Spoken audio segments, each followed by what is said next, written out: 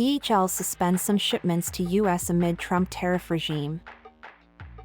DHL Express is suspending some shipments to the U.S. as Donald Trump's new tariff regime takes effect. From April 21st, shipments worth more than $800 to U.S. consumers from any origin will be temporarily suspended. New rules that came into effect at the start of April made such shipments subject to increased customs checks. This change has caused a surge in formal customs clearances, which we are handling around the clock, said the parcel delivery service. Shipments going from business to business worth more than $800 aren't affected by the suspension, but DHL warned they may also face delays. Shipments under $800 to either businesses or consumers are not impacted, but one British cycle manufacturer suggested its U.S. customers may need to split orders over $800 into smaller shipments to avoid the red tape. From May, shipments from China and Hong Kong that are worth less than $800 will be subject to all applicable duties, according to the White House. President Trump is targeting deceptive shipping practices by Chinese-based shippers, many of whom hide illicit substances, including synthetic opioids, in low-value packages, it said in a statement. Until now, deliveries worth less than $800 didn't incur any duties, which allowed low-cost companies Chinese like Shine and Temu to make inroads in the U.S. Both have warned their prices will now rise because of the rule changes, starting on April 25th.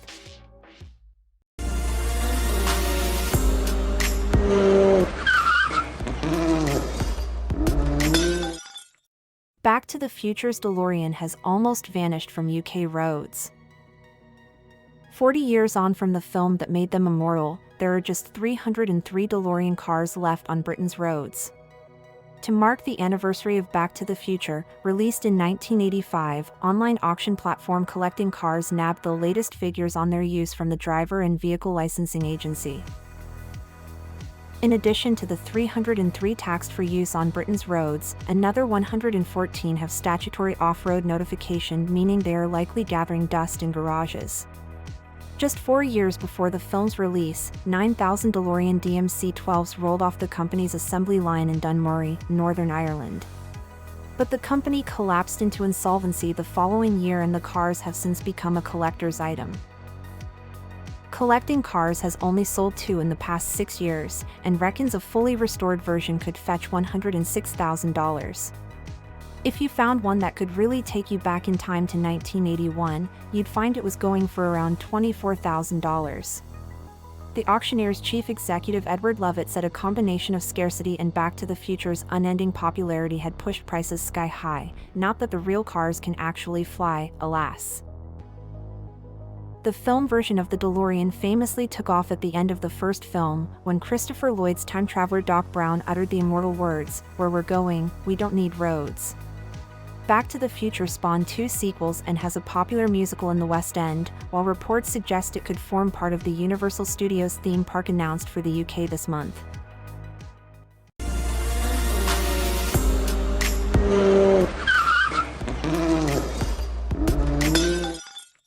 Apple and Meta fined millions by EU over competition law. Apple and Meta have been fined millions of euros by the EU for breaking digital competition rules. They are the first companies to be fined for breaching a new law designed to increase competition in the EU's digital economy. Apple was fined $569 million for stopping app makers from pointing to cheaper options outside the App Store, and Meta fined $227 million for forcing Instagram and Facebook users to choose between seeing ads or paying to avoid them. The fines were issued under the EU's Digital Markets Act, DMA, a series of rules designed to give consumers and businesses more choice and to prevent big tech from cornering digital markets. The EU's decisions were expected to be announced in March, but officials reportedly held off because of the escalating trade war with US President Donald Trump. Mr. Trump has repeatedly complained about regulations from Brussels affecting American companies. In February, the White House issued a statement saying it would consider responsive actions like tariffs in the face of fines and policies that foreign governments levy on American firms. Both companies have issued complaints about the EU penalties. Apple accused the Commission of unfairly targeting the iPhone maker, saying it has spent hundreds of thousands of engineering hours and made dozens of changes to comply with this law. Meta's Chief Global Affairs Officer Joel Kaplan said in a statement, "The Commission is attempting to handicap successful American businesses while allowing Chinese and European companies to operate under different standards." The DMA is designed to ensure citizens have full control over when and how their data is used online, and businesses can freely communicate with their own customers. The decisions adopted today find that both Apple and Meta have taken away this free choice from their users and are required to change their behavior, said Henna Virkunen, the Commission's Executive Vice President for Tech Sovereignty.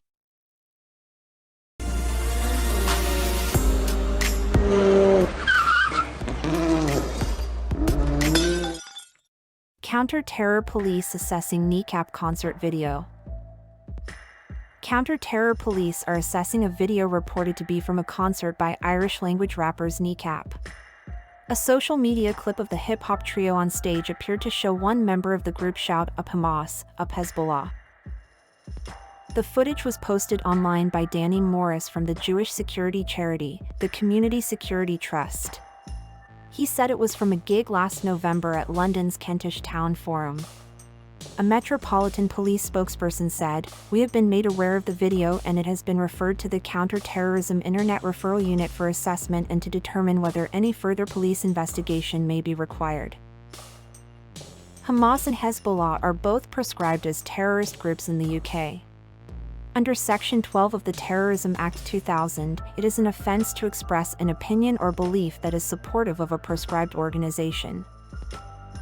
It comes after TV personality Sharon Osbourne called for Kneecap's U.S. work visas to be revoked after accusing them of making aggressive political statements, including projections of anti-Israel messages and hate speech at Coachella Music and Arts Festival.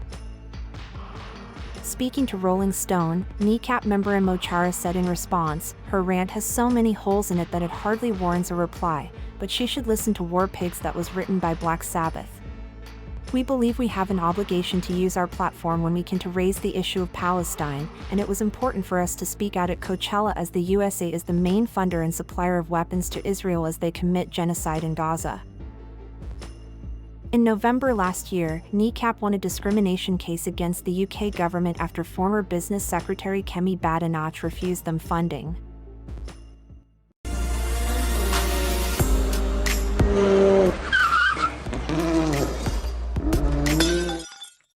Oasis fans lost more than £2 million to ticket scams, major bank warns. Oasis fans collectively lost more than $6 million to ticket scams for the band's long-awaited reunion tour, a major bank has warned.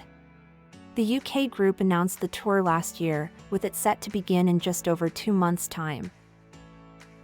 However, amid the rush for tickets, Lloyds Banking Group said a number of customers fell victim to ticket scams, losing $580 on average. The bank made the calculations based on fraud reports from its own customers. Would-be concertgoers trying to get their hands on the tickets already faced issues around dynamic pricing.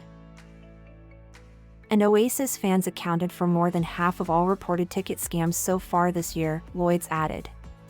The biggest amount lost was said to be $2,260, with people aged between 35 and 44 most likely to be scammed.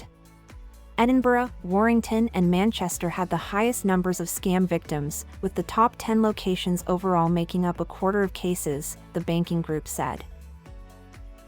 Liz Ziegler, fraud prevention director at Lloyds, said, "The Oasis tour is the latest target for ticket scammers, with millions of pounds of fans' money stolen before the gigs even kick off. If you're asked to pay via bank transfer, particularly by a seller you found on social media, that should immediately set alarm bells ringing."